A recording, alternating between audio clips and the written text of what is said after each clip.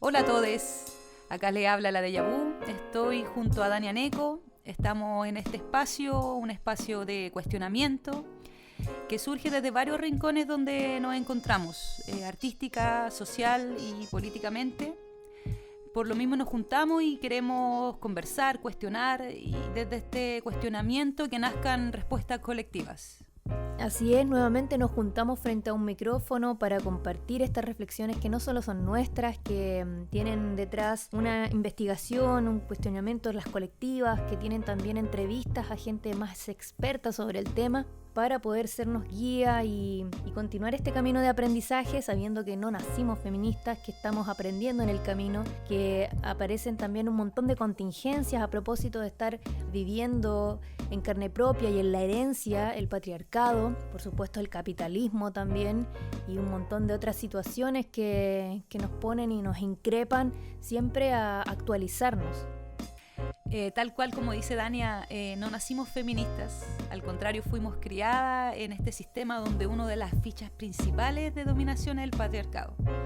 Por tal hemos crecido bajo esos aprendizajes y queremos cuestionar diferentes temas, también recomendar y reivindicar el arte, que es un tema que nos importa mucho a ambas. Y en este primer capítulo de nuestro podcast vamos a hablar sobre la funa, una herramienta que tiene asociados múltiples efectos, desde la reparación de las víctimas, la prevención de posibles delitos de los agresores, la autodefensa frente a un sistema judicial negligente. Por otro lado, la reeducación también de las relaciones, entre un montón de otros aspectos que generan efectos y a la vez responsabilidades también. Claro. Por lo mismo es importante también manejar las herramientas judiciales que envuelven todo este tema. Por lo que entrevistamos a la abogada feminista, parte de la Defensoría Popular y de la línea Aborto Libre, Betsabe Carrasco, quien nos va a responder algunas preguntas para que nos quede mucho más claro cómo movernos dentro de esta situación, ya sea si queremos realizar una funa o si nos vemos envueltas en una situación de contraargumentación judicial en donde estás siendo acusada por injurias y calumnias. Claro. Hablar de la funa, específicamente acá estamos hablando de la funa feminista. Acá vamos a compartir nuestra visión y seguro ustedes van a, en su casa, tener su propia opinión al respecto. Sí. Isa, cuéntanos, ¿qué te pasa con este tema? Mira, creo que la sociedad chilena tuvo una cultura de mirar para el lado durante años, o ese de hacerse el weón. Sí, había una represión de la dictadura que se vivía, entonces hubo un silencio importante de más de 30 años. Y creo que ahora vivimos una suerte de cambio de paradigma y comenzaron las funas y muchas personas atreviéndose a hablar y exponiéndose frente a más personas que muchas veces no te conocen, porque la mayoría de las funas son por redes sociales. Entonces este cambio que ha sucedido culturalmente es importante. Desde un país del silencio pasamos a un país de gritar, de reclamar y también de la funa. Y bueno, revisando la información que estaba disponible para preparar este podcast, me encontré con un artículo que hacía referencia a la intervención que habían hecho las tesis El violador en tu camino, a propósito de un incremento de las funas y de este medio como autodefensa, que en algún momento generó una suerte de colectiva o de manada en donde muchas se dejaron de sentir solas. Sí. Y además este hecho destapó un montón de situaciones que ocurrían en lo privado y las expuso, y también eso generó una suerte de reeducación y preocupación por muchos hombres, hay que decirlo. Otra cosa relevante que salía en el reportaje hacía referencia a que el concepto funa solo existía en Latinoamérica en dos países, que eran en Argentina, que le llamaban escrachar, y en Chile, que le llaman funa, que viene del mapudungún, que significa podrido, y que es interesante igual reflexionar eso, porque esto aparece como una alternativa al sistema judicial que no da cabida, que no da la altura, y la gente se toma la justicia por sus manos a través de un acto de enfrentamiento, de deshonra, o de todo lo que conlleva también la motivación de una funa. Sí, y sumarle una mirada que igual es media antipopular, que es ver qué pasa con los cabros. Sí. Y me refiero netamente a los cabros que vienen de la pobla, si hablamos desde un feminismo de clase. ¿Qué pasa con la educación patriarcal que está súper metida en los barrios y cómo nos enfrentamos frente a un sistema que fomenta el patriarcado y la violencia? Sumarle también que socialmente no creemos en la policía, ni en la política, en instituciones, porque sabemos que igual son entidades que funcionan solamente para defender las clases dominantes. Entonces, al no creer en el sistema, creo que la funa es uno de los métodos de ajusticiamiento que hemos tenido. ¿Y qué hacer con una funa? Nos preguntábamos, tras reunión de pauta.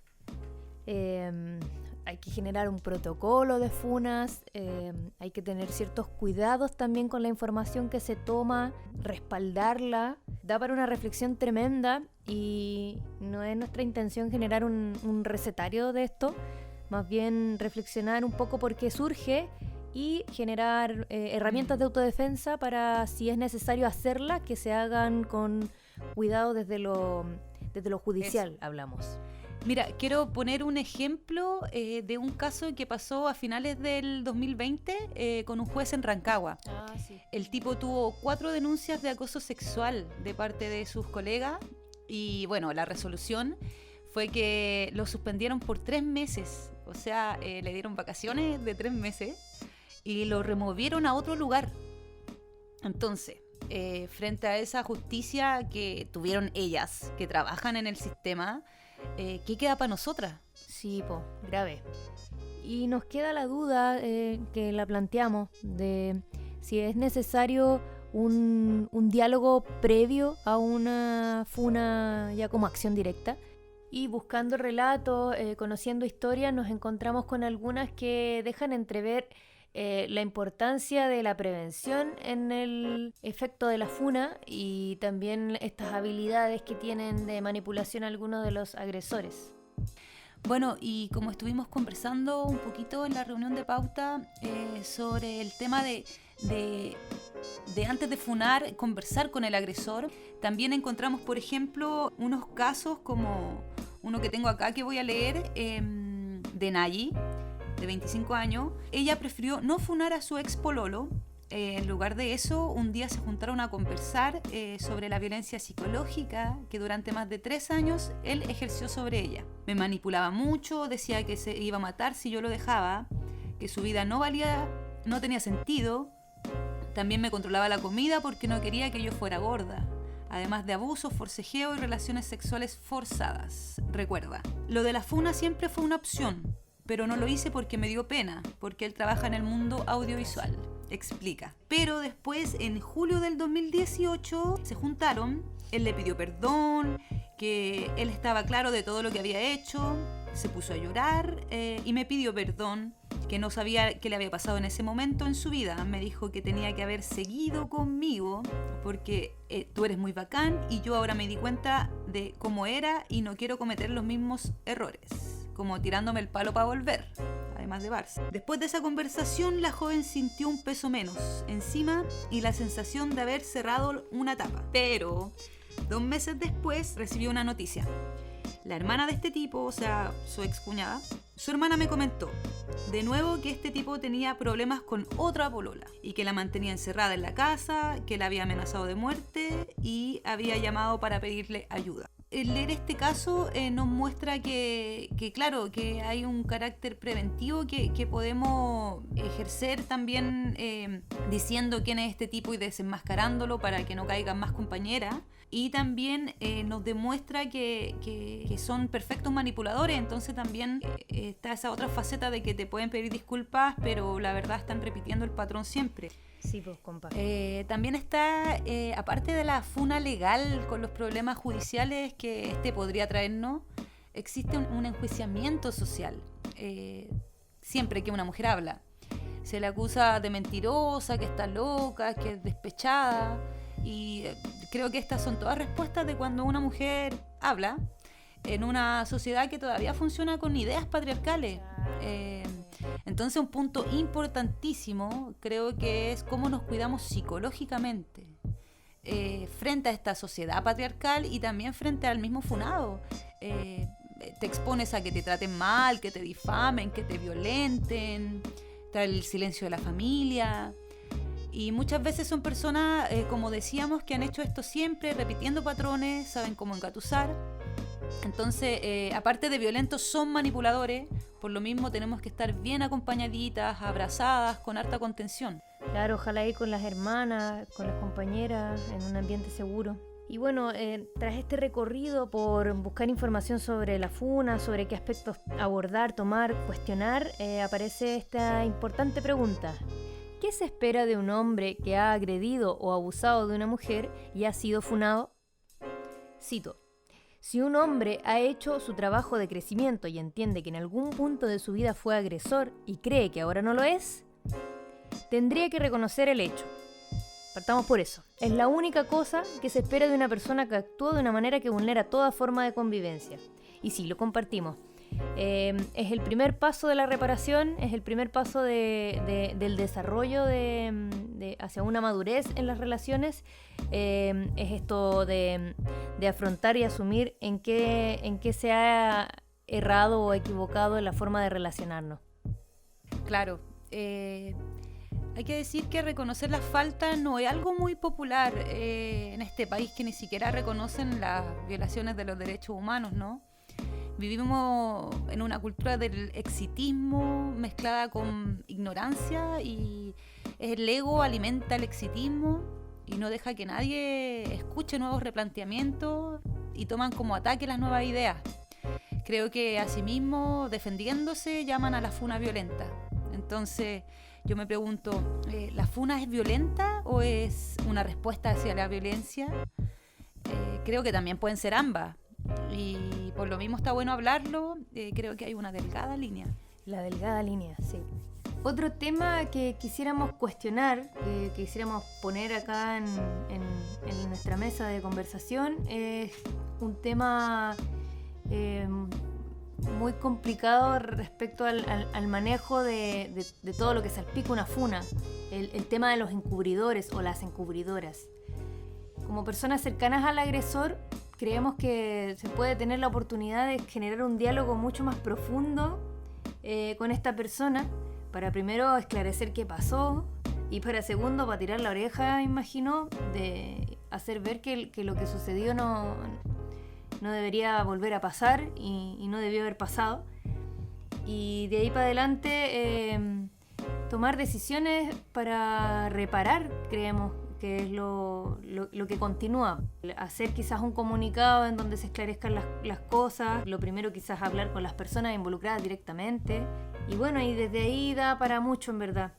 También hay que mencionar que los hombres tienen una oportunidad de corregirse a sí mismos, llámese como a su grupo de pares, con la horizontalidad de poder conversar ciertos temas en los que nosotras podemos entrar desde nuestra visión de oprimidas. Por lo tanto, es probable que no nos escuchen desde una manera más neutra. Por lo tanto, en otras palabras, si nos están escuchando algunos hombres y tienen ánimo de mejorar la especie, por decirlo de alguna manera, pueden hacerle ver a sus compañeros que ya los tiempos están cambiando, que hay que ver las cosas con otra visión, que, no sé, pues cosas tan básicas como que a las mujeres no nos gusta que nos griten en la calle, o si está borracha no, cosas tan básicas como esas. Es importante que desde ese sentido sean aliados los que les interesa que esta situación cambie, que en el terreno en donde nosotras no tenemos las herramientas para entrar directamente o con el crédito que nos puede dar un machito heterosis muy cercano al patriarcado, que sean ustedes quienes puedan cambiar esa visión con los ejemplos, con la cercanía que tienen frente a estas personas. Claro. Y antes de cerrar este primer bloque de nuestro podcast hablando acerca de la funa, queremos dejar en claro con este ejemplo cuál es la importancia de la funa como herramienta de protección, de prevención a posibles agresores, y también dejar claro las falencias que tiene la justicia chilena para hacerse cargo de la protección de las mujeres y más aún de las disidencias al verse enfrentadas a este tipo de situaciones de violencia. Y aquí quiero citar específicamente el caso del desvicidio de Nicole Saavedra, quien fue sentenciado como autor del delito. Víctor Pulgar Vidal ya había sido denunciado en 2015 por violaciones cometidas en 2012 y 2014. Entonces, pese a que tenía una orden de detención pendiente, el Ministerio Público recién lo formaliza tras el delito de secuestro con violación de otra menor en noviembre de 2016. Entonces, si Ministerio Público, sistema judicial no hace la pega, hay funa. ¿Y cómo hacerla bien? Ahí le preguntamos a nuestra amiga Alavechi, que nos va a dar algunas herramientas en esta mini entrevista que le hicimos. La número 1, mira, tenemos para partir una pregunta que dice, desde el aspecto jurídico, ¿cómo hacer una funa responsable? Entiéndase por responsable como protección legal y también protección psicológica.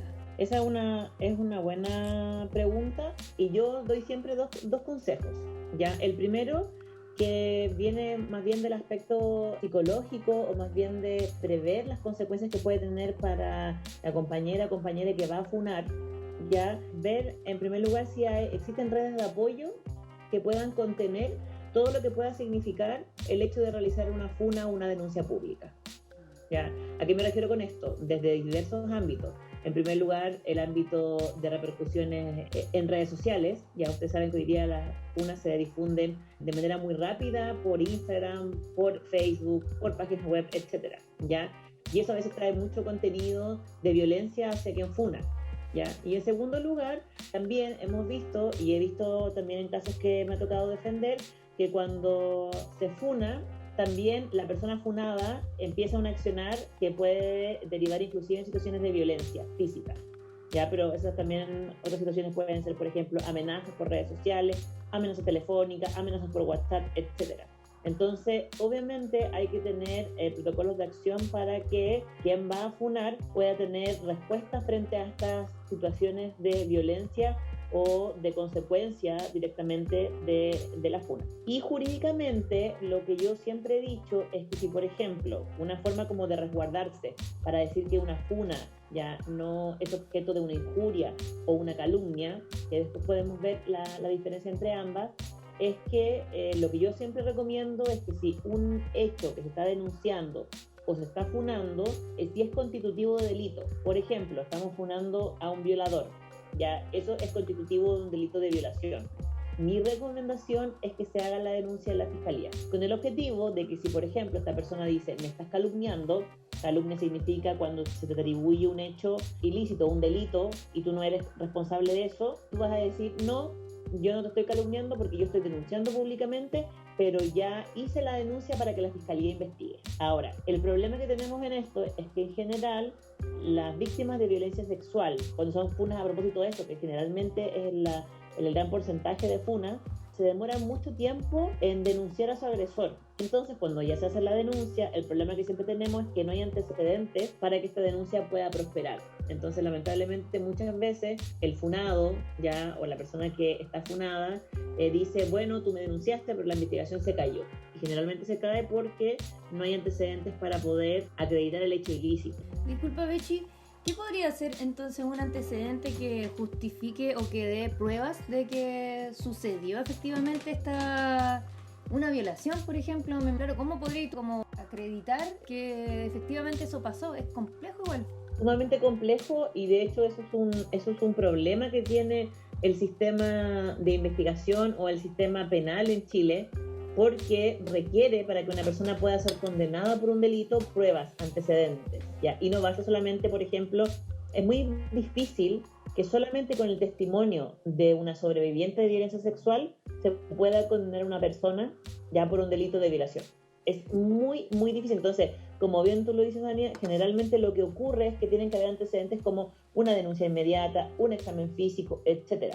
Y por eso que lo que yo digo es que existe una falla en el sistema, porque el sistema debería entender que en este tipo de casos las víctimas de violencia sexual se demoran en denunciar y por tanto muchas veces pierden pruebas. Entonces, por ejemplo, se le debería dar un valor aún mayor a peritajes psicológicos que dieran cuenta del daño que causa el hecho de haber sido víctima o sobreviviente de violencia sexual. Pero eso no está incorporado. Entonces, generalmente, como yo les decía anteriormente, las causas y las denuncias por ese tipo de delitos se caen mucho antes. Ya, entonces ahora, ojo, que tú denuncies ya y la denuncia se caiga, ya, de todas maneras, en mi impresión, puede servir como antecedente para, como defensa, entre comillas, de una querella por injurias y calumnias. Porque al menos tú puedes decir, ¿sabes qué? Yo investigué, pero por 2 razones que son externas a mí, como el paso del tiempo, etcétera, etcétera, no se pudo comprobar, pero al menos yo lo puse a disposición de la justicia. Oye, en el documento de los aspectos jurídicos de la funa feminista, que revisamos, aparece, claro, lo que tú decías que podríamos ver en profundidad más adelante, que era el aspecto de las injurias y calumnias, y en una parte sale como, no sé, las agravantes, por decir de una manera, tenían que ver con que la funa estuviera por escrito y con publicidad. ¿A qué se refiere con publicidad? Mira, bueno, el Código Penal, que es la normativa, la ley que establece el delito de injurias y calumnias. Primero voy a hacer una precisión porque es importante que quienes están escuchando puedan saber de que injuria significa cuando tú, por ejemplo, deshonras a una persona, pero no le atribuyes, por ejemplo, un hecho ilícito o un delito. Por ejemplo, decirle a una persona conche su madre, ¿ya? En determinados contextos eso puede ser deshonroso, ¿ya? No vamos a entrar ahí al debate de la ofensa, pero... y la calumnia es cuando tú le dices a una persona que ha cometido un delito. Por ejemplo, cuando te afirman una denuncia o en una funa que una persona es violadora. ¿Ya? O sea, tú estás diciendo que esa persona cometió un delito, que es la violación. ¿Ya? Entonces, la ley establece, pero no define, la publicidad. Pero ¿qué han entendido los tribunales cuando hacen por escrito y con publicidad? Es, por ejemplo, cuando tú ocupas medios de difusión y, por ejemplo, la publicidad puede ser, por ejemplo, compartir una publicación de Facebook de carácter público, ¿ya? Porque eso hace que, claro, no estamos hablando, por ejemplo, de que la publicidad sea que estamos pagando publicidad, ya eventualmente puede haber un caso que alguien pague por una publicación de Facebook, nunca se sabe, ¿ya? Pero en general es que se difunda reiteradamente. O por ejemplo, pensando que el Código Penal es de muy antigua data, que se peguen afiches ya en el cercano lugar. Y de hecho esa técnica se utilizó mucho como en las funas a propósito de los violadores a derechos humanos, de pegar, por ejemplo, afiches alrededor de sus casas o lugares de trabajo para que la gente se enterara. Eso es publicidad. Y por ejemplo, también esa técnica yo también la he visto en algunas otras partes. De hecho, por ejemplo, había unas funas que se empezaron a difundir que se ponían las fotos de los padres que no pagaban pensión de alimentos fuera de los tribunales de familia. Puede ser también delito que tú le digas que tú funes con un grupo de amigas que una persona es violadora, pero eso sería sin publicidad porque está en un ambiente interno. Y también es muy difícil de probar. Entonces, por eso, por ejemplo, hay como un tips que yo siempre doy, es que por ejemplo, se van a hacer publicaciones a través de redes sociales de manera pública, que se quede un perfil que sea única y exclusivamente para eso y que ojalá no sea desde los perfiles personales.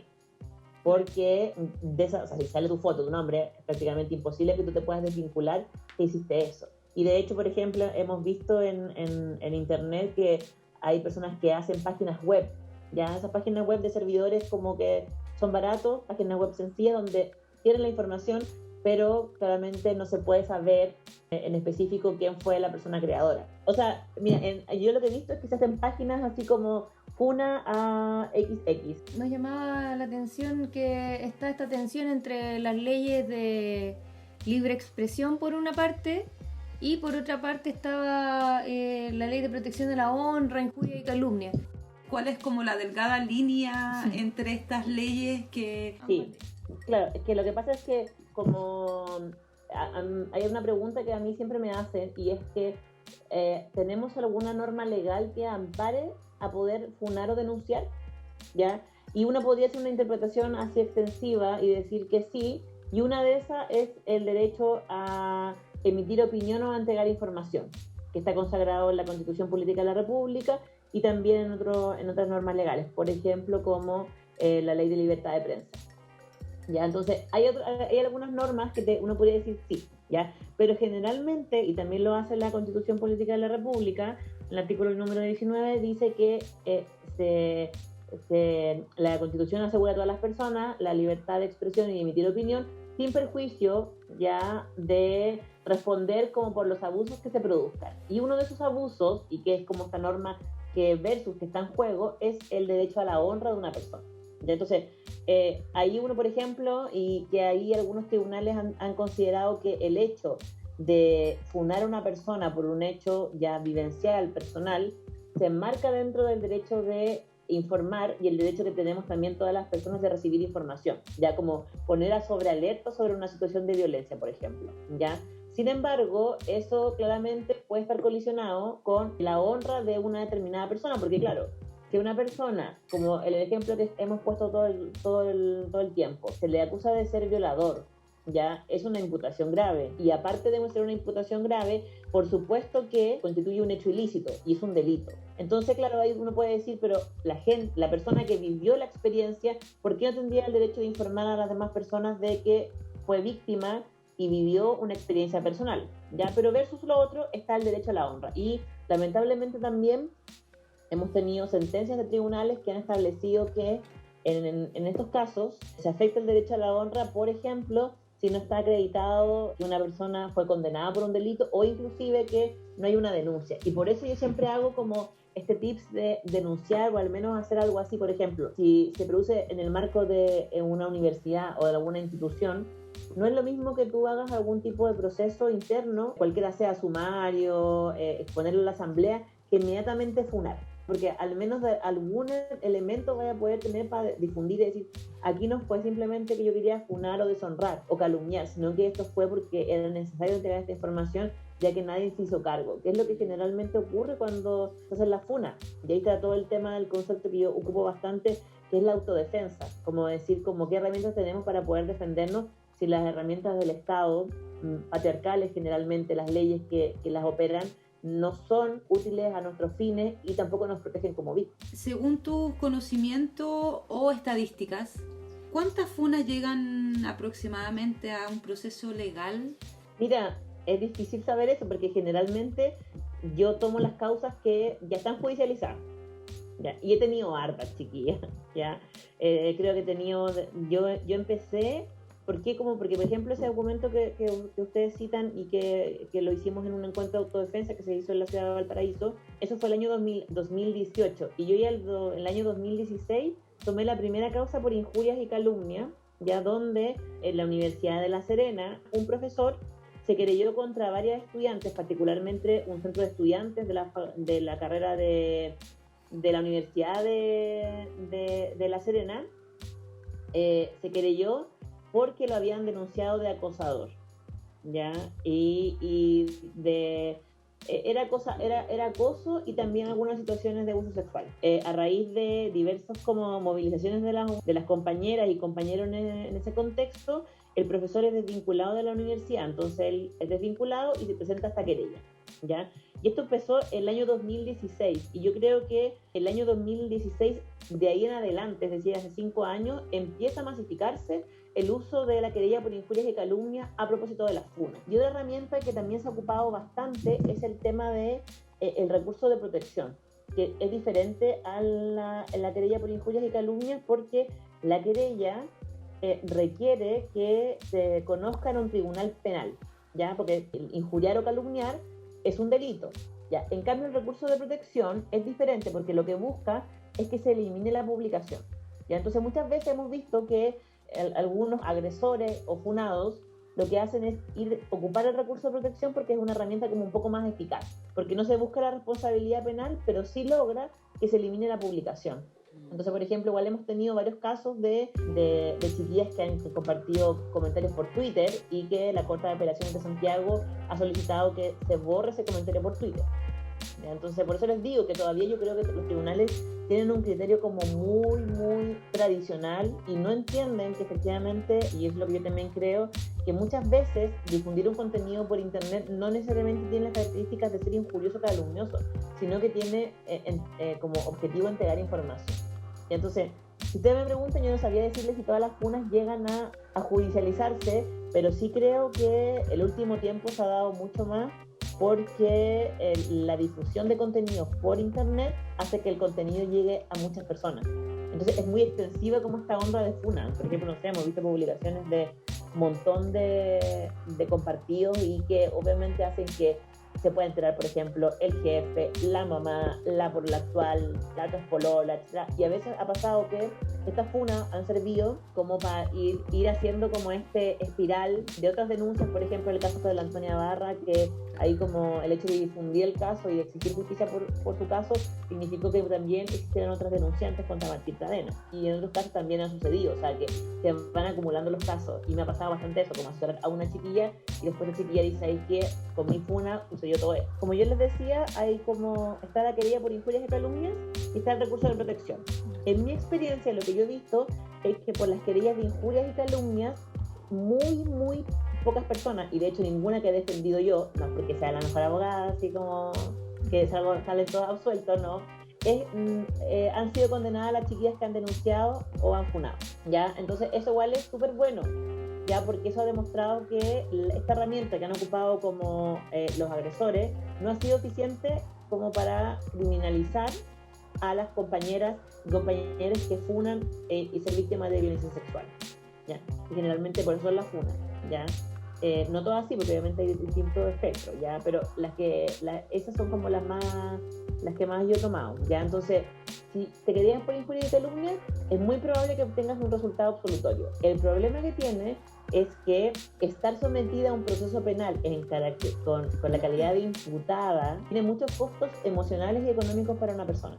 Y en el caso del recurso de protección he tenido resultados más diversos porque en algunas ocasiones he visto que la Corte de Apelaciones y la Corte Suprema ha señalado que el contenido difundido por internet debe borrarse porque tiene características de deshonroso.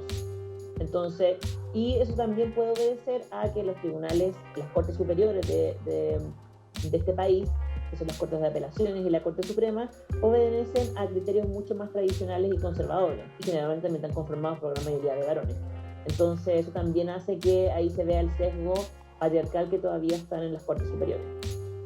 Entonces yo igual creo que, por ejemplo, en el caso de que se te querellen en tu contra por injurias y calumnias, es muy posible que el resultado sea favorable al final del camino, pero el recorrido de, por ejemplo, tener que conseguir un abogado, tener que juntar la plata para poder pagarle, etcétera, no es fácil, chiquilla, ¿ya? Entonces, por eso yo siempre digo, preveamos las consecuencias antes de funar y tener al menos esta posibilidad de poder hacerlo, porque también me ha pasado que muchas chiquillas funan y después, bueno, se querían contra ella por injurias y calumnias y en verdad está sola, ¿ya?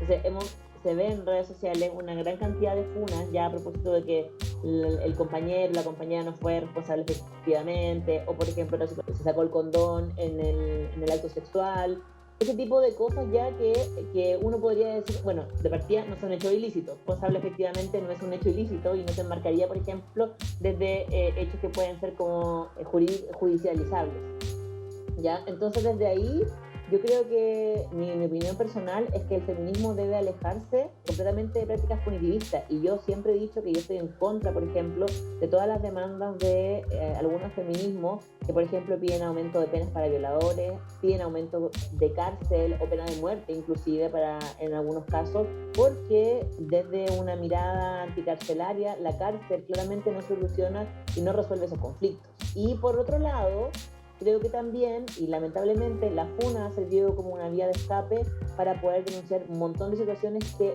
no deberían ser objeto de denuncias públicas al nivel que puede tener, por ejemplo, una publicación de Facebook, y dejar eventualmente reservados estos espacios para situaciones que efectivamente sea necesario poner en la alerta a otras compañeras, ¿ya? Cuando hay, por ejemplo, un depredador sexual, etcétera, ¿ya? Pero creo que ese debate es súper difícil, y por eso yo siempre invito a que ojalá una funa, una denuncia pública esté precedida de un debate colectivo. Generalmente yo les digo, chiquillas, que las funas que llegan a la judicialización son cuando no están precedidas de un debate colectivo, ¿ya? Cuando no hay vínculos, cuando no hay apoyo, cuando la compañera como que saca esto y lo quiere decir. Pero sí creo que el feminismo tiene que alejarse de cualquier mirada punitivista, porque eso nos hace mal y nos hace perder el foco también bueno, obviamente eso parte desde una postura desde el feminismo, ¿ya?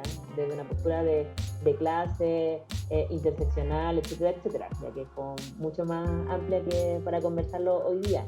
Pero creo que tenemos que alejarnos de esas prácticas, pero sí, por supuesto, cuestionar, y también tampoco ponernos, que también pasa, que se critica porque la funa fue punitivista y después nos ponemos punitivista contra la compañera que hizo la funa punitivista. Entonces, ahí tenemos que también ser cuidadosas con eso, pero creo que este debate está todavía abierto y es súper importante por eso también que ustedes lo estén compartiendo y lo podamos compartir también con otras personas. Muchas gracias, Bechi, por haberse conectado con nosotras para compartir tus conocimientos, y si que te quieres despedir con alguna recomendación, también serviría mucho. Bueno, muchas gracias, compañeros, por la invitación. Estos temas siempre son de largo debate y súper importantes. Y yo diría como 2 consejos, que ojalá cuando hagamos un proceso de una denuncia pública no lo hagamos solas, sino que lo hagamos acompañados, pensados, previendo cada una de las consecuencias que puede tener en el ámbito jurídico y emocional. Y la otra recomendación que yo haría es que si, por ejemplo, hay dudas, hay muchas preguntas, o también en el caso de que ya te llegue la situación judicial, activar redes con compañeras que sean abogadas feministas o que tengan conocimiento jurídico, y de esa manera estar mucho más asesorada para enfrentar un proceso judicial. ¿Qué organizaciones hay, para mencionar algunas?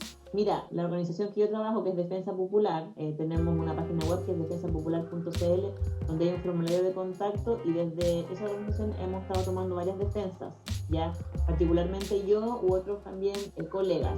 También existe otra organización de abogadas feministas que se llama AML Defensa Jurídica en Pérez, y ellas también están tomando algunas causas. Y obviamente el llamado ahí también es a colectivizar estas redes feministas de compañeras y hacer los propios vínculos también territoriales, porque yo te digo que yo habito en la ciudad de Santiago y tengo algunas causas en otras ciudades cercanas, Litoral, San Antonio, Valparaíso, pero muchas veces no tenemos la capacidad también humana. Entonces, ahí ese también es el llamado. Muchas gracias, Bechi. Gracias. Y Isa, cuéntanos, ¿qué te pareció la entrevista? Nada, nos aclaró un montón de dudas. Creo que también nos invitó a cuestionar varias situaciones frente a la funa en estos tiempos donde los estados son cada vez más fascistas, más injustos. Recordar que el patriarcado es el hijo favorito del fascismo también, así que a cuidarse frente al sistema. Recordar que el patriarcado es un juez. Y bueno, además de la funa queremos hablar de arte, del arte que nos viene a nutrir el alma en estos momentos de encierro, y porque nos nutre el corazón, la energía muchas veces, tanto el producirla, el crearla, como el consumirla o disfrutarla, mejor dicho. Ya, a ver, ¿qué va a recomendar Isa? De arte. Las artes. Ay, el arte nos mantiene vivos, y hay que andar vivo y viva por la vida. Yo quiero recomendar un poco de música, quiero recomendar una película, pero una película no tan densa, una comedia. Voy a partir por la película. Uh-huh. ¿Ya? Quiero recomendar una peli que vi hace poco, que está en Netflix, y es una peli gringa. No me acuerdo cómo se llama la protagonista, pero se llama Rapera a los 40. Entonces es una comedia y está re buena porque creo que es como un replanteamiento de la vida en sí, de en cualquier edad podés replantearte y volver a conectar con lo que amáis o con quién eres tú en el fondo, ¿no? Y también creo que está re bueno porque la personaje, como es una adulta, también tiene temáticas en su rap que no son las temáticas que son clásicas en lo que vende, ¿no? En como el mercado gringo, que habla obviamente de temáticas más juveniles. Entonces está súper interesante porque también es replantearse cómo el hip hop igual cambia con el paso de los años, y personalmente yo como rapera me divertí y me reí caleta, así que estaba re buena. Todo cambia. Aguante las cabras que están cumpliendo 40, sí. Conozco a varias colegas que andan por ahí. Los nuevos 30 dicen.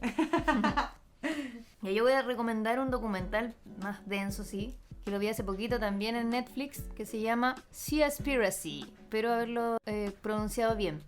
Es un documental de este año que muestra el impacto humano en la vida marina, cómo la pesca indiscriminada tiene sentenciado a muerte el mar, cómo está tan abandonado, y creo que es urgente esclarecer y ver lo que está pasando tan cerca de nosotras y que no tenemos idea.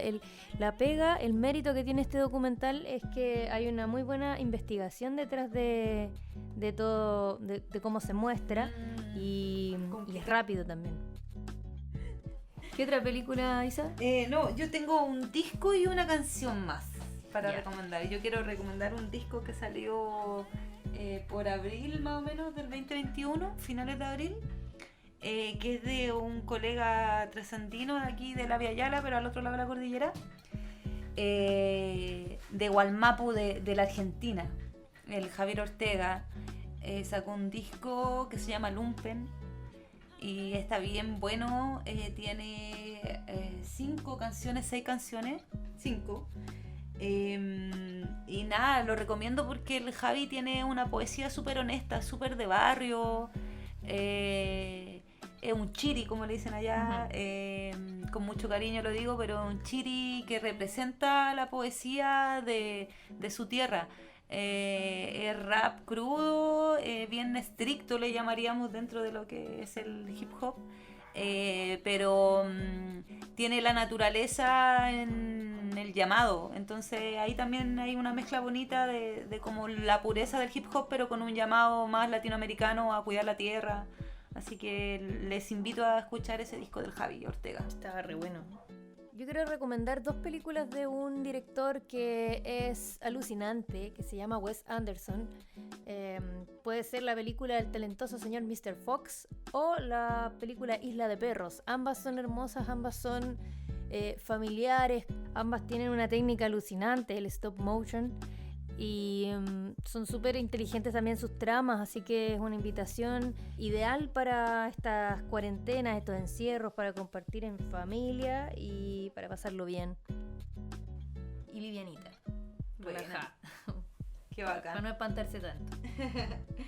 Y yo tengo una última recomendación, que es un single que sacó hace poquito también, en abril del 2021, la Daniela Millaleo, que se llama Piedra Herida. Y bueno, la Damián siempre con su poesía muy acorde con la causa, que también nos invita a esto mismo que hablaba hace un ratito, a reflexionarnos y a encontrarnos con la tierra y los cuestionamientos, a defender la tierra, el agua, que son las luchas que personalmente siento que son de las más importantes que vivimos ahora.